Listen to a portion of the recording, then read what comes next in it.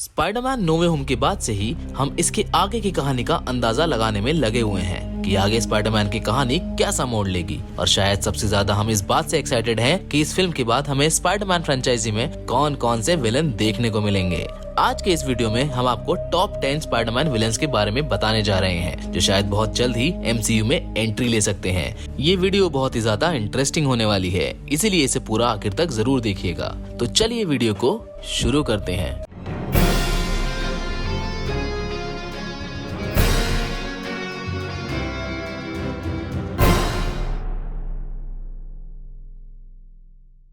सबसे पहले हम बात करेंगे लीस्ट पावरफुल सुपर विलन की, और वो सुपर विलन हमारे अकॉर्डिंग लिस्ट में 10वें नंबर पे है और उसका नाम है द जैकल। जैकल अभी तक मार्वल सिनेमैटिक यूनिवर्स में देखने को नहीं मिला है, लेकिन जैकल का कॉमिक्स में स्पाइडरमैन से कॉन्फ्लिक्ट बहुत ही इंटरेस्टिंग है। वैसे अगर देखा जाए तो जैकल एंड्रू गारफील्ड वाले स्पाइडरमैन के सामने इंट्रोड्यूस हो सकता है, क्योंकि जैकल की कहानी ग्वेन स्टेसी के मौत के बाद से शुरू होती है। जैकल ग्वेन और पीटर का प्रोफेसर है जो कि ग्वेन स्टेसी से बहुत ही ज्यादा ऑब्सेस्ड होता है। ग्वेन की मौत के बाद वो उसे जिंदा करने की कोशिश करने लगता है, वो क्लोनिंग एक्सपेरिमेंट करता है। इन्हीं सब के बीच में उसकी दुश्मनी स्पाइडरमैन से भी हो जाती है, क्योंकि वो उसे ग्वेन की मौत का जिम्मेदार मानता था। अब देखना ये है हमें कि MCU या फिर सोनी यूनिवर्स इसे किस तरह से स्पाइडरमैन यूनिवर्स में इंट्रोड्यूस करते हैं। स्पाइडरमैन का दूसरा सुपर विलन जो कि इस लिस्ट में 9वें नंबर पर है और जो इस यूनिवर्स में बहुत जल्दी एंट्री ले सकता है, वो है राइनो। वैसे तो हमें राइनो की छोटी सी झलक अमेजिंग स्पाइडरमैन के दूसरे पार्ट के एंड में देखने को मिल गई थी, लेकिन राइनो की एंट्री अभी इस फ्रेंचाइजी में बाकी है। और जैकल की तरह ही राइनो भी शायद एंड्रू गारफील्ड वाले स्पाइडरमैन के सामने ही एंट्री ले सकता है। राइनो एक रशियन गुंडा होता है जो अक्ल से बहुत ही कमजोर होता है, इसीलिए कुछ डॉक्टर्स उसका फायदा उठाकर उस पर एक एक्सपेरिमेंट कंडक्ट करते हैं, जिसकी वजह से उसके जीन्स में म्यूटेशन हो जाता है और वो बन जाता है राइनो। राइनो के अंदर सारी राइनो वाली एबिलिटीज होती हैं, जैसे कि सुपर स्ट्रेंथ, स्टैमिना, स्पीड और ड्यूरेबिलिटी। राइनो भी ज्यादातर कॉमिक्स में स्पाइडरमैन के सामने अपीयर होता रहता है। अब लिस्ट में 8वां स्थान पाने वाला विलन है सैंडमैन, जिसे हमने टोबी मैगवायर वाले स्पाइडरमैन के तीसरे पार्ट में भी देखा था और जो हाल फिलहाल में नो वे होम में भी दिखाया गया है। सैंडमैन का नाम फ्लिंट मार्को होता है, जो पेशे से छोटा मोटा चोर है, लेकिन एक दिन जब वो जेल से भाग रहा होता है तो भागते वक्त गलती से वो एक न्यूक्लियर साइट पर पहुंच जाता है, जहां वो एक सैंड रिएक्टर में गिर जाता है। वहां वो रेडियो एक्टिव सैंड उसके मॉलिक्यूल से बॉन्ड कर लेती है, जिसकी वजह से उसका स्ट्रक्चर चेंज हो जाता है और वो बन जाता है सैंडमैन। सैंडमैन का कॉन्फ्लिक्ट स्पाइडरमैन यानी कि पीटर पार्कर की जिंदगी को बहुत ही ज्यादा इन्फ्लुएंस करता है, क्योंकि सैंडमैन की वजह से ही पीटर अपने अंकल को खो देता है। वैसे उसे मारने वाला आदमी फ्लिंट नहीं होता है, पर फिर भी उस चीज का इम्पैक्ट पीटर की लाइफ पर बहुत पड़ता है। अब अगर आप टॉम हॉलैंड वाली स्पाइडरमैन फ्रेंचाइजी के फैन हैं, तो आप मिस्टीरियो को जरूर जानते होंगे। मिस्टीरियो वही सुपर विलन है जिसकी वजह से पीटर इतनी मुसीबत में है, और मिस्टीरियो हमारी लिस्ट पर 7वें स्थान पर है। उसी की वजह से पीटर की आइडेंटिटी सबके सामने रिवील हुई है, जिसके कॉन्सिक्वेंसेस बहुत ही भयानक हुए हैं पीटर की लाइफ पर। मिस्टीरियो के बारे में बात करें तो मिस्टीरियो का असली नाम क्विंटन बैक है। क्विंटन एक स्पेशल इफेक्ट आर्टिस्ट और इल्यूजनिस्ट है। आयरन मैन यानी कि टोनी स्टार्क के बेइज्जती करने के बाद उसने अपनी इसी काबिलियत को अपनी शक्ति बना लिया था और बन गया था सुपर विलन मिस्टीरियो।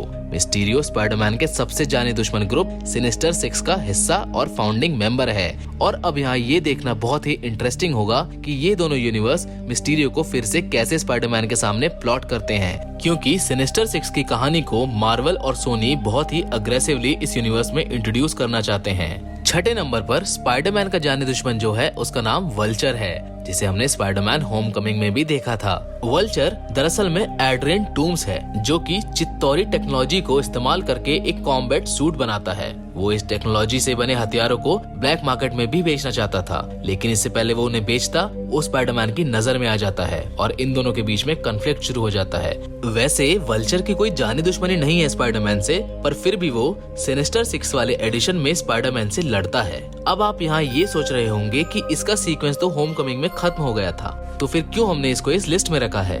ये दरअसल हमने इसलिए किया है क्योंकि अभी हाल ही में रिलीज हुए मॉर्बियस के ट्रेलर में हमें वल्चर की झलक देखने को मिली है। इसका मतलब बहुत जल्द ही हम फिर से वल्चर को शायद स्पाइडरमैन के अगेंस्ट एक्शन में देख सकते हैं। अब लिस्ट में 5वां स्थान जिस सुपर विलन को मिला है उसका नाम लिजर्ड है। लिजर्ड द अमेजिंग स्पाइडरमैन के पहले पार्ट में हमें देखने को मिला था, जो कि पीटर के पिता के दोस्त और साइंटिस्ट थे ऑस्कॉर्प इंटरनेशनल में। वो ऑर्गन रीजनरेशन की टेक्नोलॉजी के ऊपर काम कर रहे होते हैं, जिसको वो डेस्परेटली अपने ऊपर ही टेस्ट कर लेते हैं। उसने एक्सपेरिमेंट के लिए लिजर्ड के जीन्स को इस्तेमाल किया होता है, जिसकी वजह से उसके जीन्स लिजर्ड के जीन्स के साथ म्यूटेट हो जाते हैं और वो लिजर्ड में कन्वर्ट हो जाता है। और इसी वजह से वो सारे शहर को इसी टेक्नोलॉजी से म्यूटेट करने की कोशिश करता है, जिसके लिए वो गनाली मशीन की मदद लेता है। लेकिन स्पाइडरमैन ऐसा करने से उसे रोक देता है। इसलिए इन दोनों का कॉन्फ्लिक्ट भी बहुत ही पुराना है और इंटरेस्टिंग है।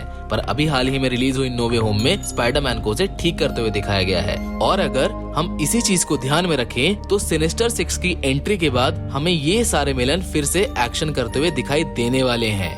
अब चौथे नंबर पर जिस सुपर विलन को हमने इस लिस्ट में रखा है उसका नाम है इलेक्ट्रो, जो कि अमेजिंग स्पाइडरमैन पार्ट 2 का मेन विलन था, जिसका नाम मैक्स डिलन होता है, जो कि पेशे से एक इलेक्ट्रिकल इंजीनियर होता है और ऑस्कॉर्प इंटरनेशनल में काम करता है। एक दिन कुछ शॉर्ट सर्किट को ठीक करते हुए वो एक ईल पॉन्ड में गिर जाता है, जिसकी वजह से वो इलेक्ट्रो के अंदर म्यूटेट हो जाता है। वो सभी ईल्स जेनेटिकली मॉडिफाइड होती हैं, जिसकी वजह से सैम भी जेनेटिकली मॉडिफाइड हो जाता है। अगर बात करें इलेक्ट्रो की सुपर पावर्स की तो वो electricity manipulation, flight, super human strength और टेलीपोर्टेशन भी कर सकता है।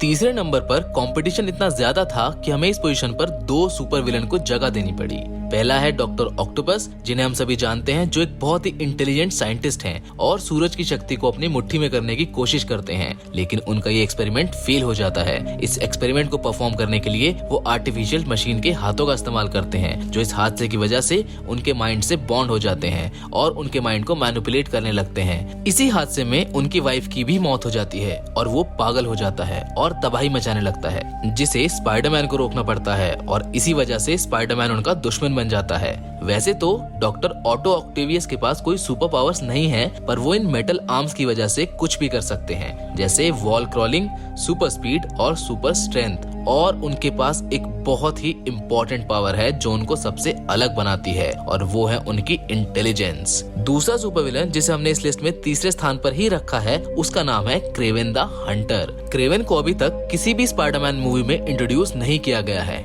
क्रेवन एक रशियन हंटर होता है जो कि सिर्फ इसलिए स्पाइडरमैन को मारना चाहता है ताकि वो सबके सामने ये प्रूव कर सके कि वो दुनिया का सबसे बड़ा हंटर है।